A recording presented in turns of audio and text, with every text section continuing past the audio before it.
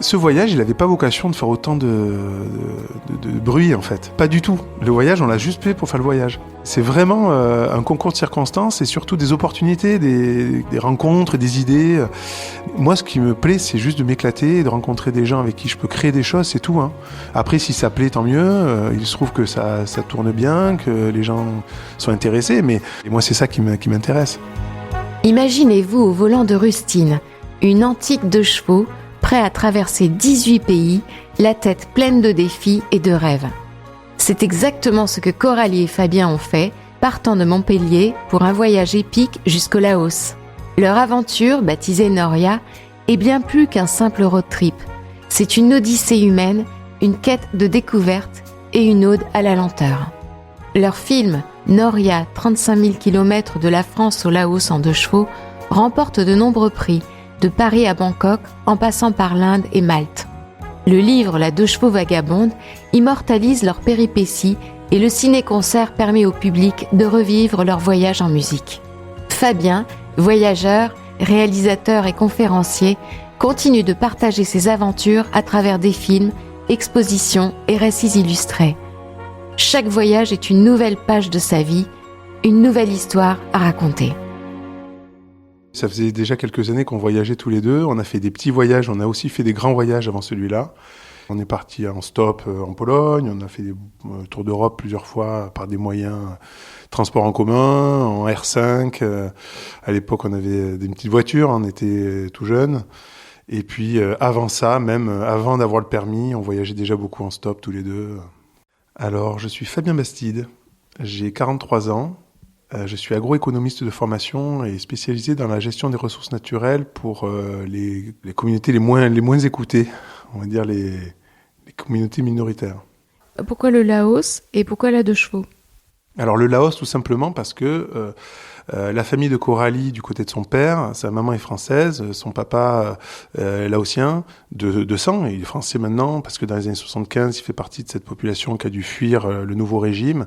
Donc il est arrivé dans les années 70 avec sa famille, et donc Coralie est née en France, mais elle n'avait jamais mis les pieds là-bas, et moi non plus à l'époque. Et on s'est tout de suite dit qu'il fallait que ça se mérite un petit peu, que toute cette approche vers son pays, le pays de ses origines, soit mûrement réfléchie, savoir comment on voulait y aller. Et donc le Laos a été une évidence, en fait. Ça faisait longtemps qu'on voulait y aller, elle en particulier, et la 2 chevaux, parce qu'en fait, on voulait y aller par les terres, on voulait faire ce long voyage pour remonter les racines, hein, comme un petit peu l'avait fait sa famille dans l'autre sens une 30aine d'années auparavant.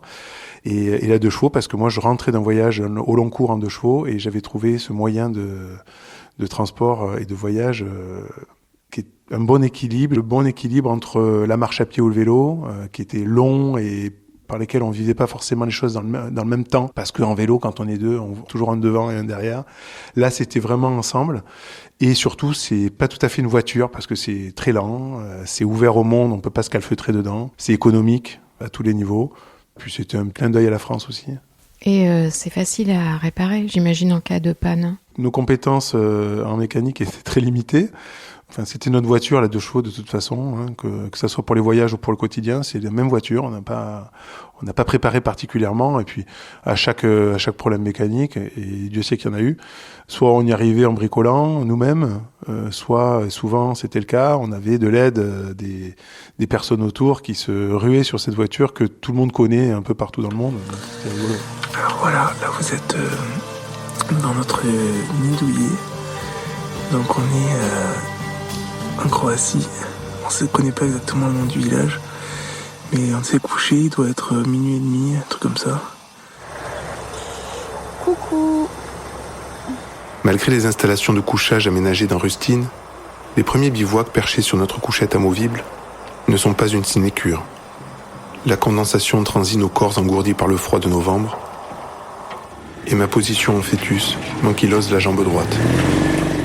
Vous avez aménagé la 2 chevaux pour dormir dedans ? Oui, on a aménagé, alors c'est un bien grand mot aussi, on a juste mis une planche au-dessus du volant, et vu que c'est un toit ouvrant, on a dormi sur cette planche qu'on déployait tous les soirs, et on dormait sous les étoiles tous les soirs pendant presque un peu plus d'1 an et demi. Et puis quand on a vécu des moments extrêmes, de chaleur extrême ou de froid extrême, ce qui est arrivé à peu près pendant à peu près 2 mois. On a eu un hiver à moins 30 en Turquie. Et effectivement, là, les gens nous ont pas laissé dormir dehors. On n'a jamais tapé à la porte de qui que ce soit pendant notre voyage, mais par contre, on a été accueillis spontanément par énormément de monde. Et donc, on n'a jamais refusé une proposition, même si on les provoquait pas spécialement pour pas nous immiscer chez des gens qui n'auraient pas voulu nous avoir. Mais en tout cas, évidemment, quand le froid était mordant comme en Turquie, on a été accueillis par des familles qui nous laissaient évidemment pas dormir dans ces conditions-là à l'extérieur. Après, qu'est-ce qu'on emmène dans une 2 chevaux où il y a finalement peu de place ? Nous, on a amené un réchaud pour pouvoir cuisiner ce qu'on trouvait sur la route. Donc être en totale autonomie de ce côté-là. On avait 2 jerrycans d'essence pour traverser les grands espaces justement dénués de toute population humaine. On avait une autonomie aussi en eau pour les mêmes raisons. Ça fait déjà beaucoup pour une 2 chevaux. Une trousse à outils. Voilà, une petite trousse à outils avec juste ce qu'il faut pour faire le minimum, avec quelques clés et pas beaucoup plus. Une petite pharmacie. Une petite pharmacie, ouais, bien sûr, pour faire face aux urgences un peu sérieuses en zone isolée, quoi. Après, le reste, on peut le trouver sur place, donc on évite, mais de quoi faire des sutures, de quoi faire, voilà. Des livres. On n'était pas connectés, on n'avait pas de téléphone, pas de GPS, pas tout ça, donc on a amené beaucoup de livres et de cartes. Ce qui était à la fois une bonne idée parce que c'était un voyage vraiment avec un fil très littéraire, donc c'est quelque chose, quand on aime ça, c'est super. Mais aussi, c'était aussi une contrainte parce que c'est lourd. Très peu de musique. Une guitare, quelque chose ? Si, on avait un ukulélé. Voilà, on avait un ukulélé, donc toute petite guitare qui nous a accompagnés tout le voyage. Un peu d'habits, parce que... Très peu. Mais il fallait du chaud. Il fallait du chaud. Le chaud, on nous en a donné sur place. En fait, quand on est arrivé à l'hiver, on était très peu équipés, mais on savait qu'on pouvait trouver sur place assez facilement. À partir du moment où il y a des hommes, il y a de quoi manger et de quoi se vêtir. Et en fait, on se débarrassait systématiquement du superflu dès qu'on passait d'une saison à une autre. Est-ce que vous aviez pensé à emporter des présents, des cadeaux à offrir ou pas, Non, pas du tout, parce que c'est pas ce que les gens attendent, en fait, contrairement à ce qu'on peut penser. Les gens, ils attendent l'échange. Les gens qui n'ont pas l'occasion de bouger, comme nous, qui n'ont pas cette chance-là, finalement, en tout cas pour ceux qui nous ont accueillis, ce qu'ils attendaient de nous, c'est exactement la même chose que ce qu'on attendait d'eux, c'est-à-dire confronter des idées, passer des bons moments ensemble, jouer au foot avec les enfants. L'idée que le monde entier a besoin de stylos et tout ça, c'est une fausse idée. Il y a beaucoup de gens qui partent avec des stylos, des ballons, mais dans le monde entier, on trouve des stylos et des ballons. Par contre, ce qui se fait peu, c'est prendre le temps d'être avec des gens qui sont contents de vous voir, autant qu'on est content de les voir. Et finalement, quelqu'un qui va traverser un village en donnant des stylos et quelqu'un qui va s'arrêter dans le village pendant 3 jours pour participer à la cuisine, effectivement participer aussi au repas et payer sa partie aussi, puisque finalement on est en voyage, on mange et on partage la vie de ces gens-là. Forcément, on est aussi là pour participer financièrement, mais ce qui fait plaisir aux gens, c'est qu'on soit là et qu'on partage le moment. Donc prendre du temps, à mon avis, c'est ce qui est le plus intéressant des 2 côtés. C'est la rencontre, l'échange. Exactement. Et d'ailleurs, c'est ce qu'on nous a dit. Peu de gens s'arrêtent et ont le temps de s'arrêter. Nous, on n'avait pas de contrainte de temps. Nous longeons les Carpates jonchées de petites bourgades boueuses. L'accueil qui nous est réservé ici, que ce soit pour la chaleur d'un lit ou celle d'une soupe aux choux, est un contre-pied total à celui que l'on offre en France à nos compatriotes roumains. Dans votre duo, quel est votre savoir-faire et quel est le savoir-faire de Coralie quand on voyage comme ça ? On se complète. Alors, le savoir-faire, c'est plutôt un savoir-être qu'un savoir-faire, parce que le savoir-faire, on a besoin de rien savoir quand on part comme ça, à part être un peu débrouillard et pas être dans l'inquiétude permanente. Je pense qu'il faut un certain laisser-aller tout en gardant les pieds sur terre, en ayant quand même une conscience du risque qu'il peut y avoir et tout ça, mais aussi il faut savoir se libérer de ça. Donc c'est plutôt un savoir-être et puis savoir se soutenir quand l'autre est plutôt dans le creux de la vague. Il faut que l'autre, que le conjoint ou la conjointe soit là pour assurer et pour remonter le moral. Comme dans la vie de tous les jours, il y a des moments où ça va, des moments où c'est plus compliqué, des moments de peur, des moments d'inquiétude et puis des moments de liesse, quoi.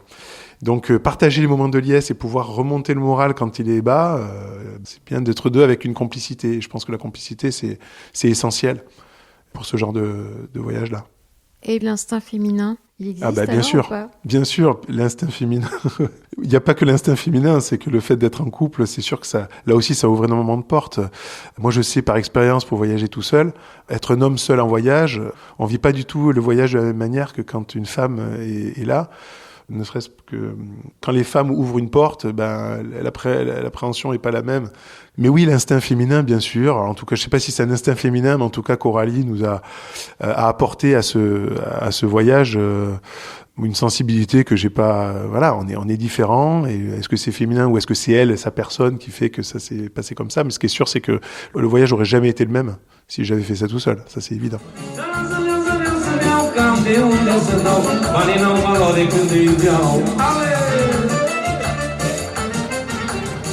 Toujours, en quittant nos logeurs éphémères, nous regrettons de ne pouvoir offrir en retour de leur toit et de leur repas davantage qu'un sourire et notre amitié. Peter Fleming, durant ses pérégrinations en Asie centrale, n'a pas échappé à ce sentiment. Il écrivit sur ses hôtes.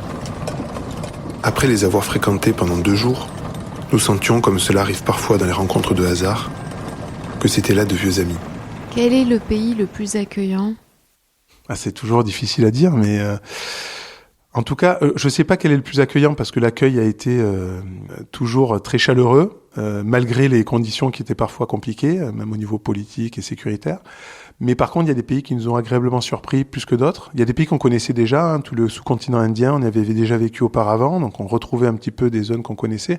Mais dans les pays qu'on connaissait pas avant de partir, il y a l'Iran qui nous a agréablement surpris. Alors, on n'était pas parti du tout avec une mauvaise idée de ce pays-là, parce que on était autant que possible détachés de ce qui pouvait se dire en France.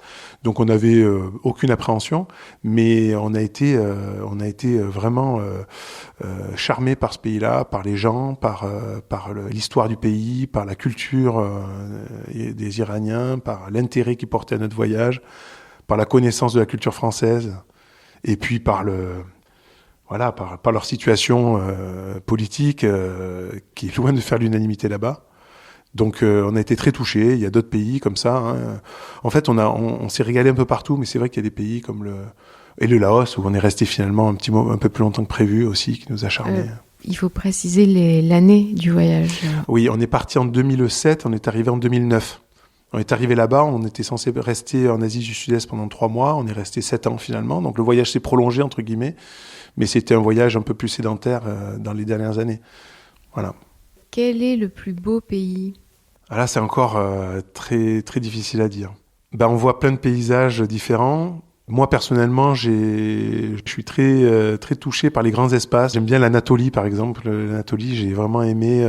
Il y a aussi la lecture de certains livres qui m'ont fait rêver. C'était un peu fantasmé. Et il se trouve que, par exemple, Nicolas Bouvier, qui est un de mes livres de chevet depuis toujours et qui nous a suivis dans la voiture, dans la 2 chevaux, a beaucoup parlé de ces grands espaces anatoliens. Donc l'Anatolie, j'avais rêvé traverser ces grands espaces anatoliens et ça s'est avéré être une expérience très forte, très poétique. Voilà. Les grands déserts aussi, mais forcément les sommets himalayens qu'on a traversés aussi en 2 chevaux, c'était quand même un sacré, c'était des étapes importantes. Les rizières d'Asie du Sud-Est, c'est difficile à dire. Il y a à apprendre un peu partout. Est-ce qu'il y a un âge pour voyager ? Alors moi, je suis convaincu que non. Il y a un contexte. On a plus de facilité à voyager quand on a la chance d'avoir un passeport français, quand on a la santé, et quand on n'a pas certaines contraintes.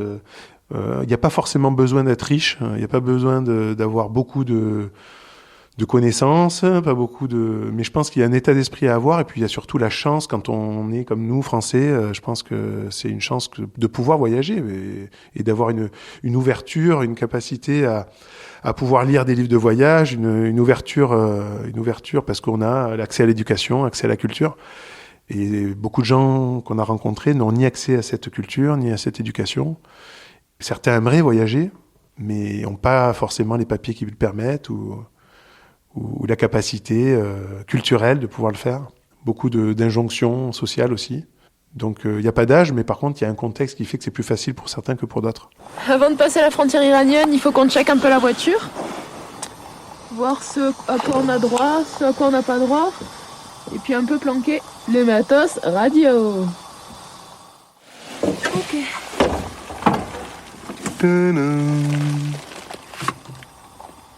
Le top.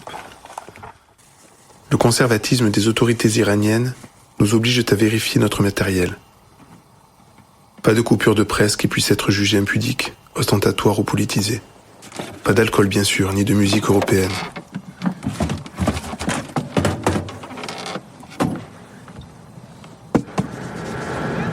En fait, ce voyage, comme tous les autres, comme ceux qu'on a fait avant et ceux qu'on a fait après, c'est toujours la soif de rencontrer et de découvrir. Alors c'est un peu cliché de dire ça, mais c'est une réalité. C'est que il y a effectivement la découverte pure et simple de ce qui se passe à côté, ce qui se passe de l'autre côté de la montagne, à l'horizon, dans les pays qu'on imagine comme lointains et qu'ils ne sont pas forcément. Je veux dire, on peut très bien voyager juste dans le pays d'à côté ou même dans la région d'à côté et d'avoir ce genre de plaisir-là. Ce qui est sûr, c'est que on revient jamais indemne de ce genre de voyage-là. Et même, je pense que c'est salutaire d'un certain point de vue parce que ça nous pousse à nous poser toujours des questions sur notre situation, toujours relativiser les problèmes. En connaissant un petit peu ce qui se passe ailleurs, on relativise forcément nos problèmes à nous. Et on peut aussi, à l'inverse, s'inspirer de certains états d'esprit, de certaines philosophies, certaines capacités à rebondir qu'on n'a pas forcément chez nous aussi. Nous, on cherchait pas forcément des réponses à des questions très précises. Par contre, on se pose ces questions-là pendant le voyage et on y répond au fur et à mesure. Donc, avant le départ, pas forcément, mais pendant le voyage, oui, il y a des questions et des réponses qui arrivent. Parfois, pas de réponse à ces questions-là. Est-ce que vous pensez que vous êtes un modèle ? Est-ce que vous croisez des couples qui vous posent des questions, vous demandent comment vous avez fait, vous Bien demandent sûr, des conseils ? bien sûr, mais de la même manière qu'on l'a fait nous avant de partir, avant nos premiers voyages, on a forcément été en relation avec des gens qui avaient fait ça avant nous, soit des gens, des auteurs, soit des gens qui ont juste fait le tour du monde en vélo, à pied. Il y a plein de gens qui voyagent comme ça. Il y a une communauté grandissante parce que il y a de plus en plus de gens qui voyagent. Paradoxalement, le monde s'y prête de moins en moins, je trouve, mais bien sûr, on est influencé. Bien sûr, il y a des gens qui se sont inspirés de notre voyage aussi, je pense. C'est toujours un plaisir de partager de toute façon. Et puis, il y a aussi des interventions qui se font dans les écoles. Alors, moi, j'interviens dans les milieux carcérales, dans les écoles, tout ça. Dans le milieu carcéral, malheureusement, c'est pas des gens qui ont la chance de pouvoir faire ça, mais c'est des gens qui écrivent beaucoup, donc on parle beaucoup de littérature. Dans les écoles ou les lycées, moi, je pousse personne. Je dis pas que la finalité de tout le monde, c'est partir faire des voyages de long cours. Mais par contre, ce que j'essaie de transmettre, c'est que quand on a une idée, quand on a un rêve, quand on a envie de faire quelque chose, il faut pas se dire que c'est pas possible. Il faut quand même essayer parce qu'en général, c'est possible. Et si c'est pas possible en l'état, c'est toujours possible de faire quelque chose qui s'en rapproche. Et ça, je trouve que c'est peut-être un petit peu ce qui manque avec ce monde connecté, c'est que les projets se concrétisent pas forcément ou pas facilement dans la nouvelle génération. C'est que je sais qu'il y a beaucoup de jeunes qui voient ce parcours-là en festival, en regardant des films comme le mien, comme ceux d'autres, et qui se disent, en fait, pourquoi pas moi ? Et ça, je pense que c'est quand même toujours bien. Et il n'y a pas besoin d'aller à l'autre bout du monde. On a eu notre dernier visa du voyage, le visa laotien à Hanoï, il y a 4 jours. Et là, après notre dernière escale à Hue aujourd'hui, nous partons demain pour la frontière laotienne. Donc c'est un grand moment pour nous. C'est aussi un peu la fin de la grande aventure. Ça fait tout bizarre. Bah oui, on est remonté kilomètre après kilomètre. Au fur et à mesure qu'on avançait dans notre voyage, il y avait cette excitation d'arriver dans ce pays qui est quand même le sien aussi, et à la fois cette appréhension. Donc, quand elle arrive au Laos, c'est un rêve qui s'accomplit très clairement. Hein. C'est tous les récits de ses grands-parents qui ont vécu toute leur vie au Laos, sauf les dernières années, mais qu'elle a du coup rencontré en France, qui parlaient que le laotien, dont elle avait besoin d'une traduction à l'époque. Après, on a appris la langue, mais avant de partir, elle ne parlait qu'avec un interprète, quoi, familial, mais tout se concrétisait, quoi. Toute cette Eldorado, ou en tout cas cette image qu'elle avait de ce pays-là. Était derrière la dernière frontière. Elle s'est tout de suite sentie chez elle ? Ah oui. Ah oui ? Tout de suite sentie chez elle. Et c'est pour ça que vous êtes resté plus longtemps ? Et c'est exactement pour ça qu'on est resté plus longtemps. Mais c'est vrai que le pays nous a séduits, complètement séduits. Il y avait effectivement le côté proximité familiale, le sentiment je parle pour elle, mais ce sentiment d'être enfin là. C'est aussi un pays qui est extraordinaire encore aujourd'hui. Moi, j'y retourne tous les 2-3 mois encore pour le travail. Et c'est un pays qui est encore un peu hors du temps, avec une affinité très particulière. C'est vraiment un des pays où on se sent chez nous, quoi. Alors, vous aviez aussi emmené une petite caméra ? Oui. L'idée, c'était de faire des images, des belles images, mais aussi des images du quotidien sans intérêt au premier abord. Mais c'était surtout pour pouvoir effectivement avoir une trace, parce qu'on avait conscience qu'on s'engageait dans quelque chose où on ne savait pas si ce projet allait aboutir, si on allait arriver vraiment au Laos. C'est quand même, on avait tout un tas de raisons de penser qu'on n'y arriverait pas, mais on y est arrivé et on s'est dit qu'on y arrive ou qu'on n'y arrive pas, il faut garder des traces, ne serait-ce que pour nos futurs enfants et tout ça. Et on a un ami là, Paul Laurent Vauclard, qui est un ami de la région d'ailleurs, qui était un ami du lycée dont j'avais pas de nouvelles depuis une vingtaine d'années. Et lui nous a dit, je vous ai vu à France 3, il paraît que vous avez fait ce voyage, on s'est pas vu depuis 20 ans, mais est-ce que vous avez des images ? Moi j'ai monté une boîte de production, on pourrait s'associer pour faire un documentaire. Moi j'étais dans mes projets au fin fond de la pampa laotienne, Coralie aussi, et j'ai dit, écoute, les rushs sont en France, on les a envoyés en France, on les a jamais regardés, tu peux les récupérer, tu regardes, si ça t'intéresse, on peut faire quelque chose. Et donc votre ami d'enfance, il a regardé tous les rushs ? Eh ben oui, il a fait une sélection, il a dit voilà, on peut faire un film avec ça, et il m'a proposé de le réaliser, et lui il a fait le montage, donc c'est PY Productions, qui est à Vieux-le-Fort, pas très loin d'ici, et donc ils ont tout de suite adhéré au projet, enfin c'est même eux qui ont lancé ce projet de film et qui m'ont proposé, et donc j'ai réalisé donc moi qui aime écrire, j'ai écrit le film, j'ai réalisé avec lui à notre retour, et c'est pour ça que ce film est sorti un peu plus tard. Mais voilà, c'était bien des images qui ont été tirées du voyage. Alors après, il y a eu la musique. Voilà, alors quand l'idée du film a fait son chemin, j'ai appelé des amis, Franck Marty, Jean-Marc Parrer et Daniel Torico, qui sont des amis musiciens de la région aussi, qui sont assez reconnus dans leur domaine, qui avaient suivi notre voyage en tant qu'amis, et à qui j'ai proposé de faire la musique. Et donc ils ont fait la musique du film, qui était une bande originale en fait du film. Au fur et à mesure des différentes projections que j'ai faites du film dans les festivals, tout ça, et beaucoup de spectateurs qui m'ont dit « Mais cette musique, elle vient d'où ? Elle est super » et tout. J'ai dit à mes copains musiciens, je crois que la musique plaît beaucoup, est-ce qu'on ferait pas un ciné-concert ? Et donc on a monté un ciné-concert en 2022. Ils jouent en live la musique du film, et moi je fais la narration en direct, et avec la projection muette du film derrière. Donc c'est une autre façon de raconter cette histoire-là aussi.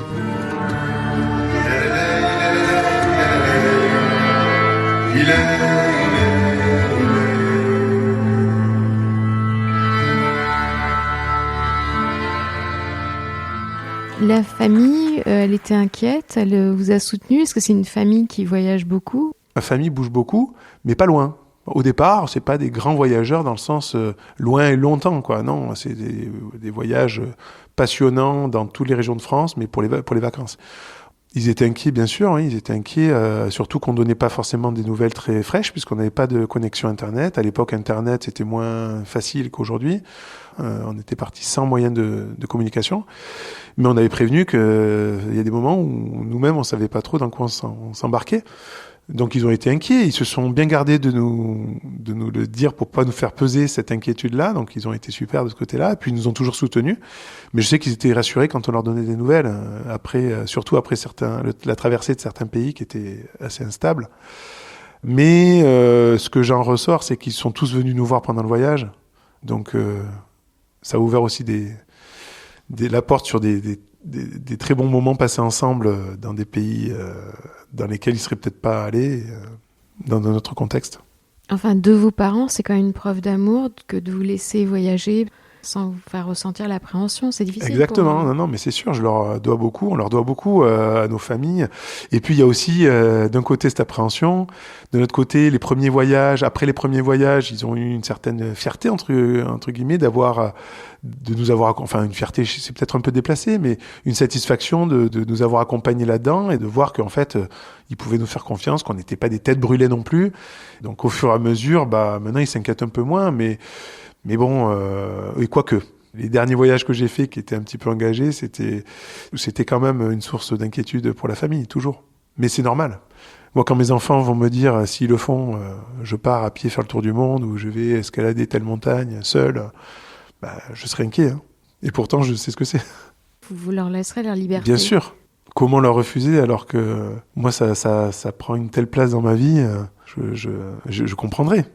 Même si je serais inquiet, c'est sûr. en tant que papa, mais je pense que si c'est leur souhait, d'ailleurs, quel que soit le projet qu'ils décideront d'avoir, je pourrais que les accompagner au mieux de mes capacités. Vous leur direz, je peux venir avec vous ? Et ils me diront non. Nicolas Bouvier, en passant sur cette même route 50 ans avant nous, écrivit.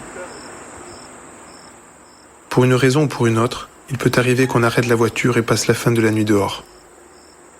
On écoute l'eau bouillir sur les primus, à l'abri d'une roue. On s'étire, on fait quelques pas, pesant moins qu'1 kilo, et le mot bonheur paraît bien maigre et particulier pour décrire ce qu'il vous arrive. Bouvier termine ainsi. Finalement, ce qui constitue l'ossature de l'existence, ce n'est ni la famille ni la carrière, ni ce que les autres diront ou penseront de vous, mais quelques instants de cette nature que la vie vous distribue avec une parcimonie à la mesure de notre faible cœur. Bon, alors souvent quand on demande des bakchis, c'est qu'il y a une raison derrière, c'est que les gens n'ont pas de revenus. Moi, personnellement, j'ai jamais donné un bakchis en tant que tel à qui que ce soit, et pourtant on m'a sollicité un paquet de fois. Mais en fait, il y a une façon de pallier à ça, sans forcément refuser bêtement ça. C'est qu'en fait, c'est toujours pareil, c'est quelque chose que les gens n'ont plus, ou très peu, c'est le temps. Moi, quand je pars en voyage, la plupart du temps, je prends le temps. C'est-à-dire que j'ai pas de temps de retour. Je pars pas pour 2 semaines ou pour 3 semaines. Moi, j'aime bien partir sur des temps longs et je rentre quand j'estime que c'est le moment de rentrer. Et le temps, en fait, quand on se retrouve face à quelqu'un qui nous demande quelque chose qu'on n'a pas ou qu'on veut pas donner parce qu'on estime que c'est pas notre rôle, ben on prend le temps. Et je donne toujours l'anecdote de notre passage dans le Sahara occidental avec en 2 chevaux, il y a un certain temps maintenant, où dans les douanes respectives, marocaines puis mauritaniennes, nous ont demandé un bakchich pour passer la frontière. Et on a dit, ben non, mais nous, on donnera rien. D'abord parce qu'on n'a rien, et ensuite parce que c'est pas l'idée. Par contre, on peut boire le thé ensemble. Et donc, ben non, le thé, qu'est-ce que ça veut dire ? Et puis, on s'est installé là, en attendant qu'il change d'avis. Et les heures se sont transformées en jours. Et au bout du 3e jour, on boit le thé, on joue au foot, on discute, et on est copains, quoi. Et en fait, la raison pour laquelle ils veulent pas qu'on passe la frontière, c'est plus parce qu'on donne pas de bakchich, c'est parce que on passe un super moment. Quand on a le temps, ça change tout. Voilà. Donc on s'installe à la frontière. Quand vous êtes épuisé, fatigué, ça arrive souvent. C'est quoi votre astuce, votre truc ? C'est aussi le temps et oui, on s'arrête. On s'arrête. Quand on est fatigué, il y a des moments dans ces voyages-là où on a besoin de s'arrêter parce que la rencontre, c'est super, mais ça sollicite énormément. Et c'est épuisant. Tous les voyageurs au long cours le savent. Puis il y a un côté moral. Il faut pas croire que c'est toujours facile et toujours extraordinaire de voyager. Il y a des moments où on n'a pas le moral, des moments où on a peur, on est inquiet, où on a le mal du pays, où on a faim. Et donc faire des pauses, c'est important. Et quand encore une fois, quand on a le temps et qu'on n'a pas d'impératif de deadline, de jalon dans le voyage, on s'arrête. Si je vous demande votre plus beau souvenir, vous pensez à quoi tout de suite là ? Les meilleurs souvenirs, c'est pas forcément des souvenirs liés à un lieu. C'est plus les meilleurs souvenirs, c'est les moments d'euphorie avec Coralie, les moments où on a vécu ensemble, en se disant là on est au bon endroit, au bon moment, avec ce sentiment de liberté, de vraie liberté, où rien nous attend, aucune contrainte. On peut justement décider de rester. On est au milieu de nulle part. On peut décider de rester là. On est autonome. On a de quoi vivre pour 3 jours. On reste là ou on s'en va. Voilà, ça, c'est les plus grands moments. Alors souvent, on s'allonge sur l'herbe et on prend un bouquin à l'ombre d'un arbre et puis on a fait ça. Et là, c'est les meilleurs moments. Et puis un berger passe. Il se demande ce qu'on fait là. On est au milieu de nulle part et puis on discute avec les mots qu'on a. Et en fait, la barrière de la langue n'est jamais un problème. Et on a l'impression d'avoir passé les meilleurs moments de notre vie. C'est ça, et ça, c'est arrivé dans plein d'endroits différents.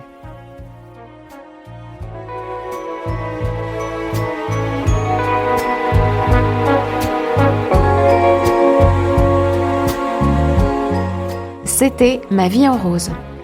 Merci infiniment à tous ceux qui m'ont aidé à réaliser ce portrait sonore.